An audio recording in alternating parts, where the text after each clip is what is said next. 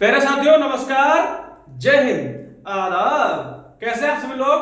उम्मीद करते हैं आप सभी लोग बहुत अच्छे होंगे, शानदार होंगे और आप सबकी पढ़ाई बहुत अच्छी चल रही होगी। हम ऐसी उम्मीद करते हैं मेरे दोस्त, आप सभी लोग साथ साथ रिवीजन भी कर रहे होंगे। जैसा कि आप सभी लोग जानते हैं कि हमारा चल रहा है दिल्ली सल्तनत। दिल्ली सल्तनत में हमने खिलजी वंश तक पढ़ लिया था और आज हमारा चल रहा है क्या, आज कल से हमने शुरू कर दिया था तुगलक वंश। तो तुगलक वंश में हमने गयासुद्दीन तुगलक को पढ़ा, मोहम्मद बिन तुगलक को पढ़ा।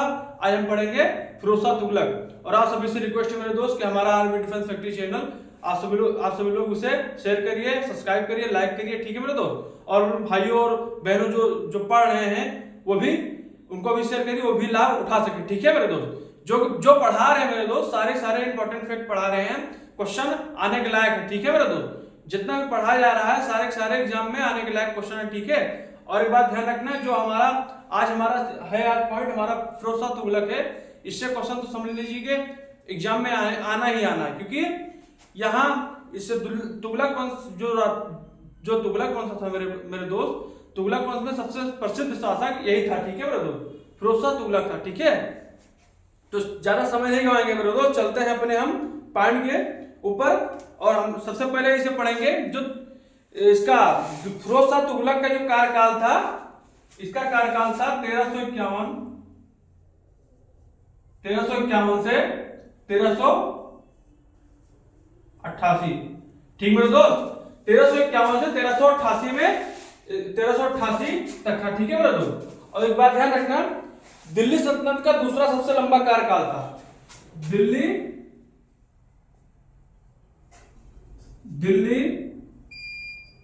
सल्तनत का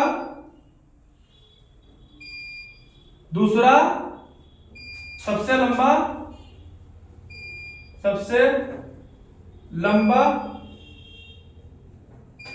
शासन था, किसका?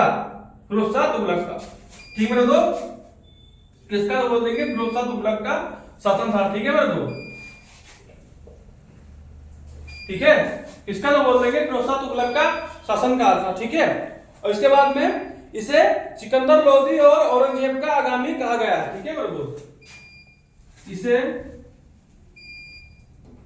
सिकंदर लोदी और औरंगजेब का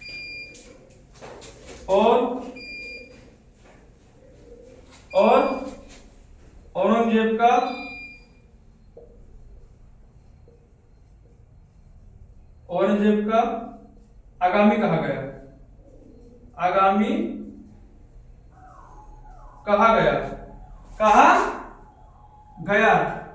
ठीक मेरे दोस्त। इसे सिकंदर लोदी और औरंगजेब का आगामी कहा गया। क्यों कहा गया मेरे दोस्त? तो आप सभी के मन में एक विचार आ रहा होगा क्यों कहा गया। क्योंकि जो सिकंदर लोदी था, ये भी समझ लीजिए सबसे कट्टरवादी शासक था। और मुगल साम्राज्य में औरंगजेब ये भी सबसे कट्टरवादी शासक था। और ये जो तुगलक वंश का जो फिरोज शाह तुगलक है, ये भी कट्टरवादी है, ठीक है मेरे। इसीलिए इसे आगामी कहा गया, ठीक है। और इसके बाद में हमारा आ जाएगा फिरोज शाह जो था, फिरोज शाह तुगलक, इसका वास्तविक नाम क्या था मेरे दोस्त? इसका वास्तविक नाम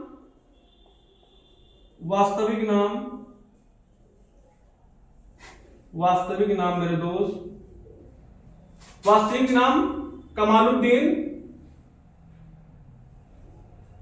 क्या बोल रहे हैं मेरे दोस्त? कमालुद्दीन फिरोज,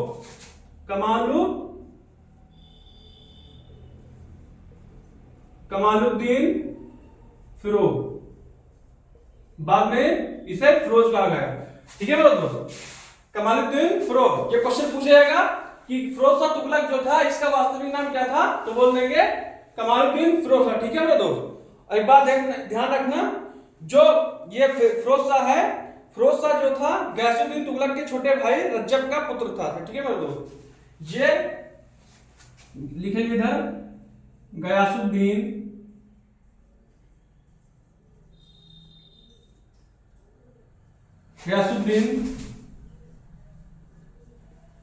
तुगलक का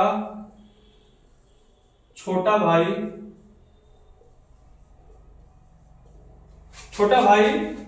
रज्जब का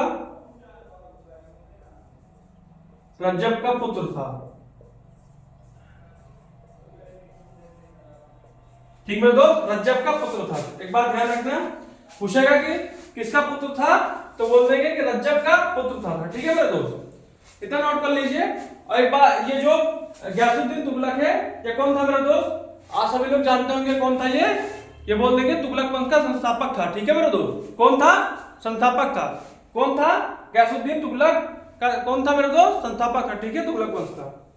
चलिए इसे नोट कर लीजिए, ये स्क्रीनशॉट ले लीजिए, क्योंकि ज्यादा लंबी क्लास होगी इसमें। ठीक है मेरे दोस्त, क्योंकि इसमें फैक्ट काफी लिखाने हैं और आज हम तुगलक वंश को खत्म कर देंगे।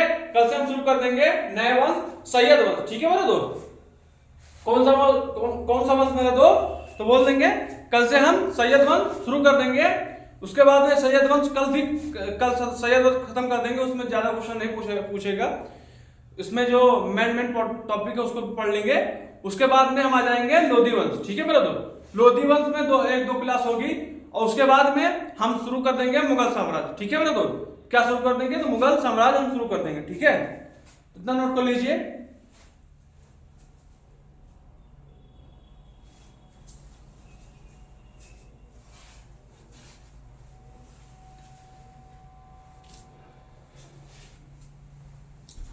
उम्मीद करते हैं आप सब लोग नोट कर चुके होंगे, ये स्क्रीनशॉट ले लिए होंगे, क्योंकि ज्यादा समय नहीं गवाएंगे मेरे दोस्त, क्योंकि इसमें कुछ इंपॉर्टेंट फैक्ट लिखाने हैं अभी और थोड़ा लंबी भी क्लास जा सकती है। ठीक है,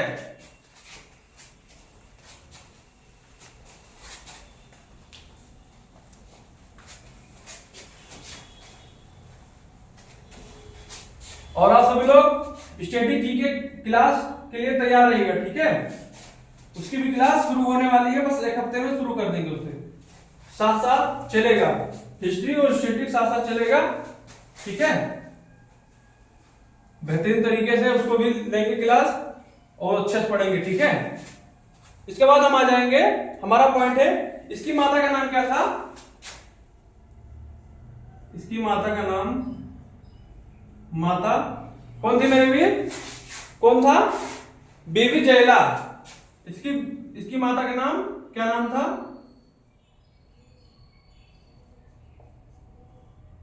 बीबी जयला।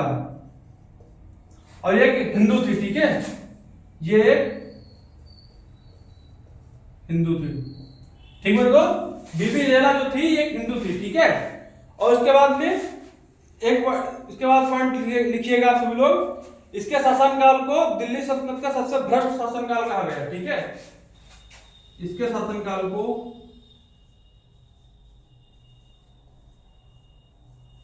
शासन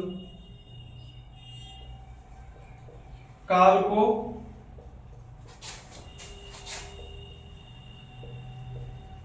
दिल्ली सल्तनत काल का सबसे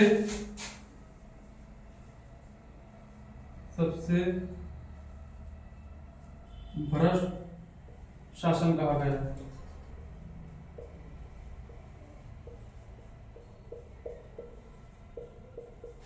क्यों कहा गया सबसे भ्रष्ट शासनकाल? क्यों कहा गया? क्योंकि जो फिरोज शाह तुगलक था ये बहुत कट्टरवादी शासक था। ठीक है मेरे दोस्त, बहुत ही ज्यादा कट्टरवादी शासक था। अभी देखिएगा कि जो इससे पहले जो शासक थे वो जजिया कर लगाते थे गैर मुस्लिम के ऊपर, बट ये देखा जाए तो सबके ऊपर लगाया गया, उसके बाद ब्राह्मणों के ऊपर लगाया गया। ये किसके ऊपर भी लगाया गया? ब्राह्मण के ऊपर भी जजिया कर लगाया गया। इससे पहले जो शासक था ब्राह्मण के ऊपर जजिया कर नहीं लगाता था, मगर ये जो फिरोज शाह तुगलक था ब्राह्मण के ऊपर भी जजिया कर लगाया गया। ठीक है, इसीलिए इसे दिल्ली सल्तनत का सबसे भ्रष्ट शासनकाल कहा गया। ठीक है, इसके बाद लिखेंगे हमारा अभी हम जो पढ़ा रहे अभी बता रहे थे जजिया कर, इसने जजिया कर लगाया।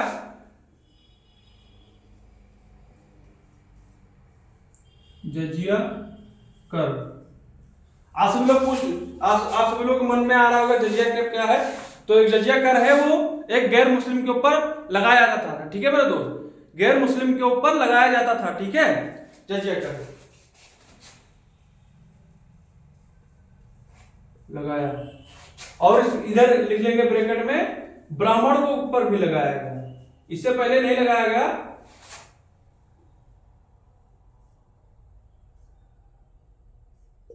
ब्राह्मणों के ऊपर भी लगाया गया। इससे पहले कोई भी शासक ब्राह्मण के ऊपर जज्जे कर नहीं लगाया था, बट इसने फिरोज शाह तुगलक ने ब्राह्मण के ऊपर भी जज्जे कर लगाया। ठीक है, ये क्वेश्चन बहुत इंपॉर्टेंट है मेरे दोस्त, वेरी वेरी मोस्ट इंपॉर्टेंट। ठीक है, बहुत इंपॉर्टेंट है।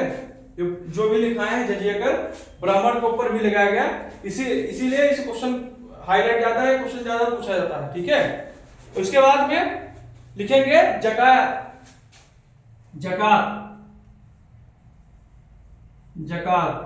इसने जकात भी लिया, ये किससे लिया जाता था? मुस्लिम लोग से लिया जाता था। ठीक है, जैसे इसमें जजिया कर था, इसमें जकात हो गया। इसने किसी को नहीं छोड़ा। ठीक मेरे दोस्त, इसने जकात लेना शुरू किया।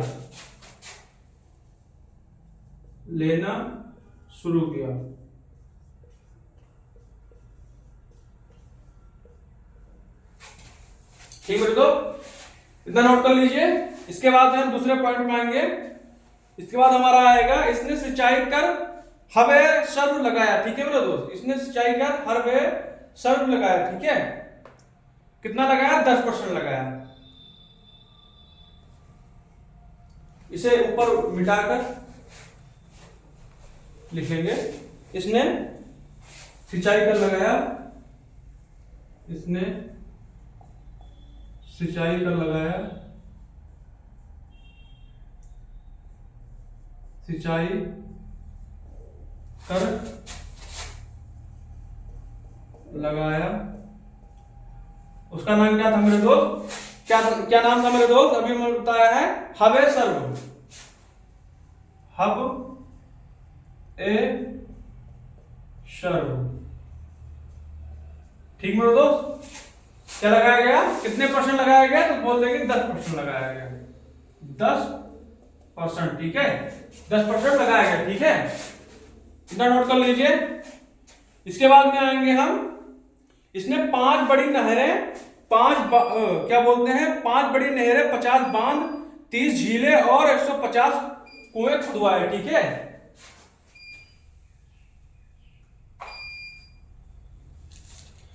नोट कर लीजिए। इसके बाद हम दूसरा पॉइंट लिखाएंगे, इतना नोट कर लीजिए। ठीक है मेरे दोस्त,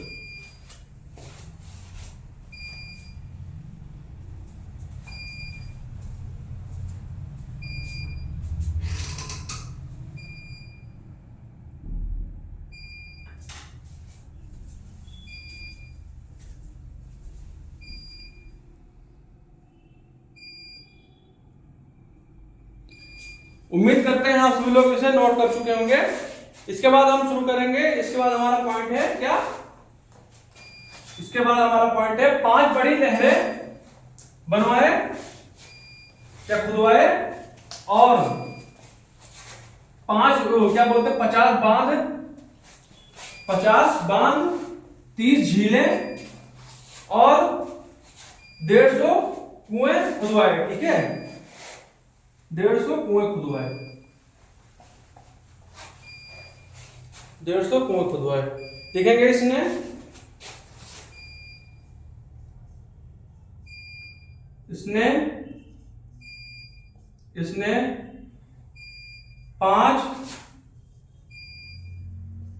5 बड़ी नहरें, 5 बड़ी नहरें मेरे दोस्त, 50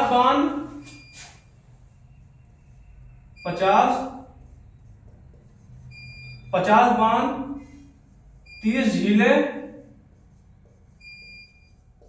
30 झीलें और 150 कुएं खुदवाए,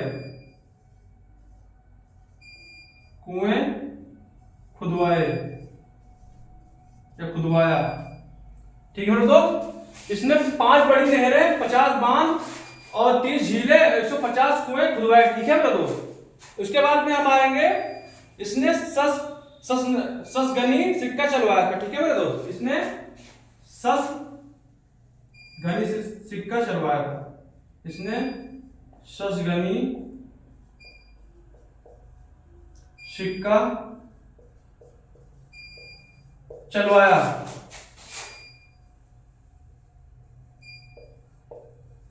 चलवाया, ठीक है। तो और ये किसी की थी, तो चांदी के सिक्का थी, ठीक है मेरे दोस्त, चांदी के सिक्के थे, ठीक है, चांदी के सिक्के थे, ठीक है। और इसके बाद में हमारा आएगा, इसने इखलाक प्रथा शुरू की। इसने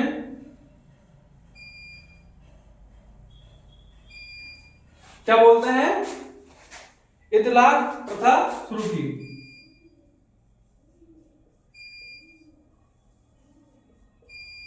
प्रथा शुरू की, ठीक है। तो इसने इतलाक प्रथा शुरू की, ठीक है। और इसके बाद में लिखेंगे, इसने एकता प्रथा को पुनः शुरू किया और विरासत का सिद्धांत लागू किया, ठीक है मेरे दोस्त। इसने एकता प्रथा को, इसने एकता प्रथा को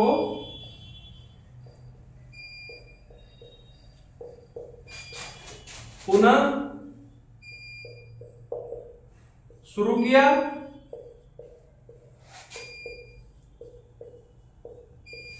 और बोल देंगे विरासत का सिद्धांत लागू किया, और विरासत का सिद्धांत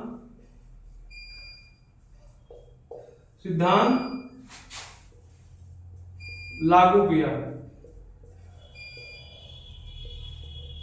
ठीक मेरे दोस्त। इसने विरासत का सिद्धांत लागू किया, ठीक है, इतना नोट कर लीजिए। इसके बाद में हम आएंगे मेरे दोस्त, इसके बाद हम आएंगे, इसने इसके समय पर सबसे ज्यादा दास रहते थे, ठीक है मेरे दोस्त, सबसे ज्यादा दास रहते थे। पता नहीं क्यों इसे इतनी मोहब्बत थी दासों से। इसके समय पर 1,80,000 दास रहते थे, ठीक है मेरे दोस्त, 1,80,000 दास रहते थे, ठीक है। इतना इरेज कर लेते हैं, इतना नोट कर लीजिए पहले थोड़ा, उसके बाद में हम इरेज कर लेंगे। इसके समय पर सबसे ज्यादा दास रहते थे 1,80,000। पता नहीं क्यों इतनी मोहब्बत थी दासों से, ऐसे ऐसे शासक थे।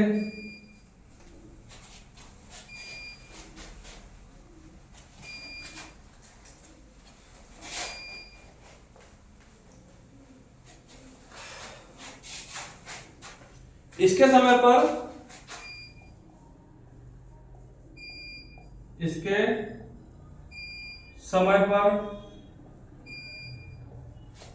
सबसे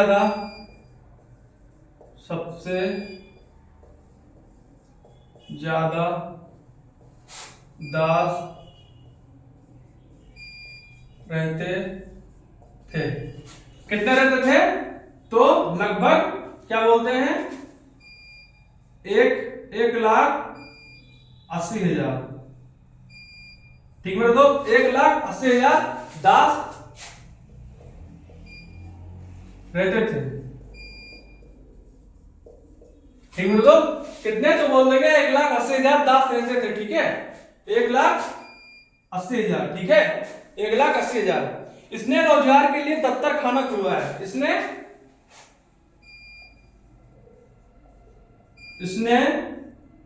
रोजगार के लिए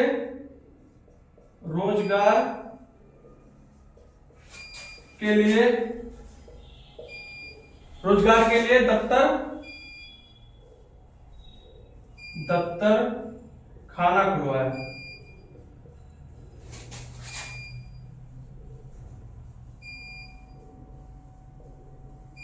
ठीक मेरे दोस्त। इसने रोजगार के लिए दफ्तर खाना खुलवाया था, ठीक है मेरे दोस्त। और इसके बाद में इसने अर्ज बंदगान दासों की भर्ती के लिए एक संस्था की स्थापना की, ठीक है मेरे दोस्त।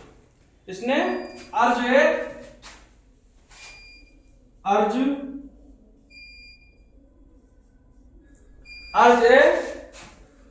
बंदगान दासों की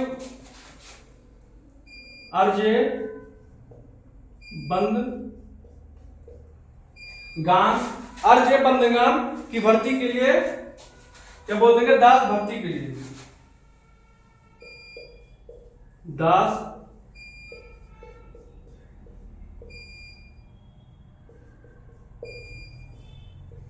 खुलवाया, ठीक है मेरे दोस्त। इसने आर्य बंदरगाह दास भर्ती के लिए खुलवाया था, ठीक है मेरे दोस्त। और उसके बाद में आ जाएंगे, इसने दारुल सका अस्पताल की स्थापना की, ठीक है मेरे दोस्त। इसने दारुल सका, इसने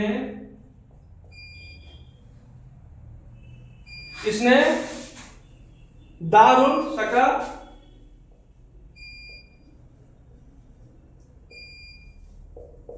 दारुल सका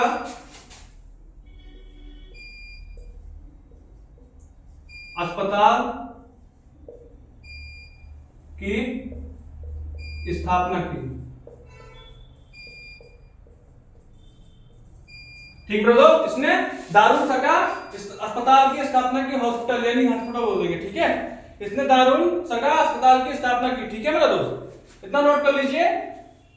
इसके बाद हम नेक्स्ट पॉइंट पे आएंगे। जितना लिखा है मेरे दोस्त सारे इंपॉर्टेंट है। उसके बाद में लिखेंगे हम, इसने दीवाने इस्तिहाक वृद्धों के लिए पेंशन शुरू की, ठीक है मेरे दोस्त। इसने दीवाने इस्तिहाक वृद्धों के लिए पेंशन शुरू की थी, ठीक है मेरे दोस्त।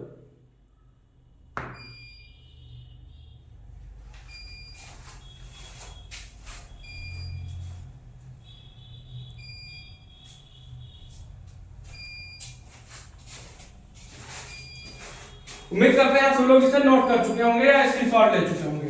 अगर आप सब लोग नोट नहीं कर पाते होंगे, हम टाइम देते हैं, तो आप सब लोग क्लास रोक कर बैक करके आप सब लोग नोट करिएगा, ठीक है। क्योंकि हमारा डिजिटल बोर्ड तो है नहीं मेरे दोस्त कि हम स्लाइड को बदले ना तुरंत लिखना शुरू कर दें, ठीक है। इसके बाद आएंगे इसने दीवाने इस्तिहाक, इसने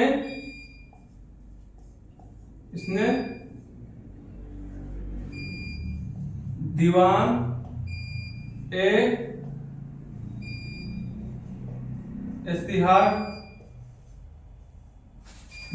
इस्तिहाक मतलब वृद्धों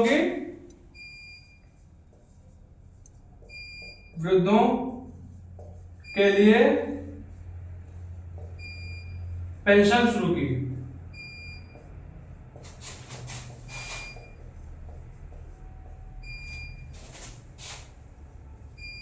ठीक है मेरा दोस्त। इसने वृद्धों के लिए पेंशन शुरू की थी, ठीक है मेरा दोस्त।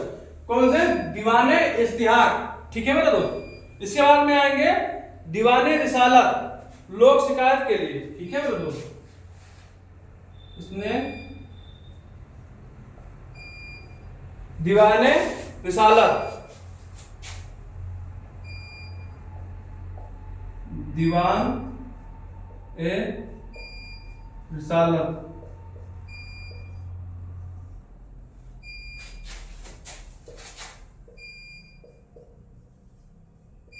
लोक शिकायत के लिए,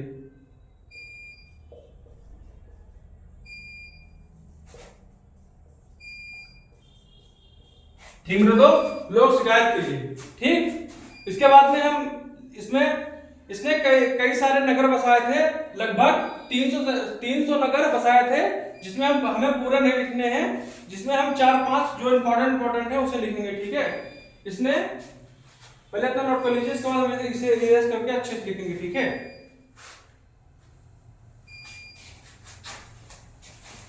इसने कई सारे नगर बसाए, जो कि लगभग शायद बोल देंगे 300, लगभग शायद 300 तक बसाए थे, ठीक है।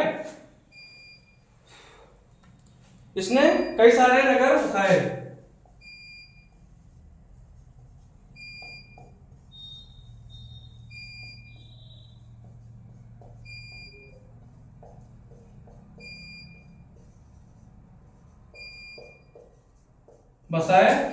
जो कि लगभग 300, ठीक है। 300 नहर मतलब 300 नगर बसाए थे, और जो कि इसमें हमें पूरा नहीं पढ़ने हैं, जो कि हम पहले पढ़ेंगे, इंपॉर्टेंट पढ़ेंगे, 4-5 पढ़ लेंगे। पहला है हिसार, ठीक है। और दूसरा क्या है दोस्त? दूसरा है फिरोज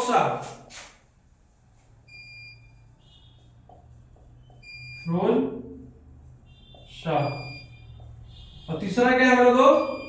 तीसरा क्या है, जौनपुर है। जौनपुर, जूना खा के याद में, जूना खा के याद में, ठीक है, जूना खा के याद में, ठीक है। और चौथा है हमारा फतेहबाद, फतेहबाद,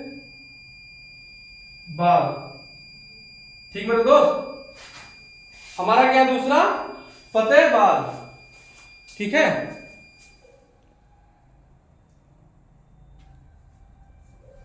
इसके बाद में हम आएंगे, इसके बाद में हम आ जाएंगे मेरे दोस्त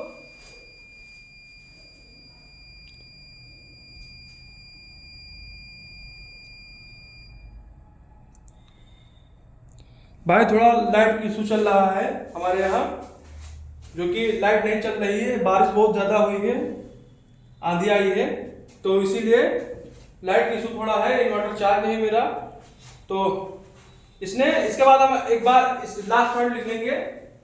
इसने 1368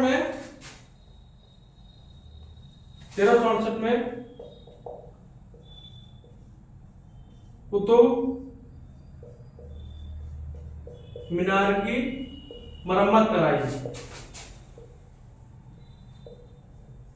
मरम्मत करवाई, ठीक मेरे दोस्त, कुतुब मीनार की मरम्मत करवाई, ठीक है, ठीक मेरे दोस्त। क्योंकि क्यों मरम्मत कराई, क्योंकि जो चौथी मंजिल थी बिजली के कारण वो टूट गई थी, उसके बाद में चौथी मंजिल को मरम्मत कराया, बनवाया, उसके बाद में पांचवी मंजिल भी इसी ने बनवाया, ठीक है। और क्वेश्चन पूछता है कि फिरोज, वो क्या बोलते हैं, कुतुब मीनार की जो पांचवी मंजिल है किसने बनवाया था, बोल देंगे फिरोज शाह तुगलक ने बनवाया था, ठीक है, फिरोज शाह तुगलक ने बनवाया था। इसके बाद में हम आ जाएंगे, हम इसे आज खत्म ही कर देंगे, ठीक है। इसके बाद में हम,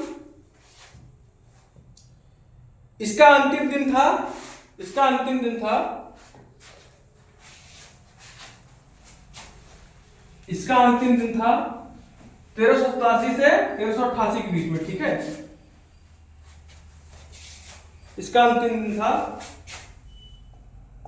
अंतिम दिन, ठीक है, 1387 से 1388 तक, ठीक है, 1387 1388 तक अंतिम दिन था। और इसके बाद में हम इसमें ज्यादा और शासक नहीं पढ़ेंगे, क्योंकि वहां क्वेश्चन पूछता नहीं है। इसके बाद हम पढ़ लेंगे कि जो तुगलक वंश का अंतिम शासक था, इसके बाद में तुगलक वंश का अंतिम शासक कौन था मेरे दोस्त, तुगलक वंश का अंतिम शासक था नसरुद्दीन महमूद। कौन था मेरे दोस्त, नसरुद्दीन, क्या बोल देंगे, नसरुद्दीन, नसरुद्दीन महमूद, ठीक मेरे दोस्त, इतना इंपॉर्टेंट था।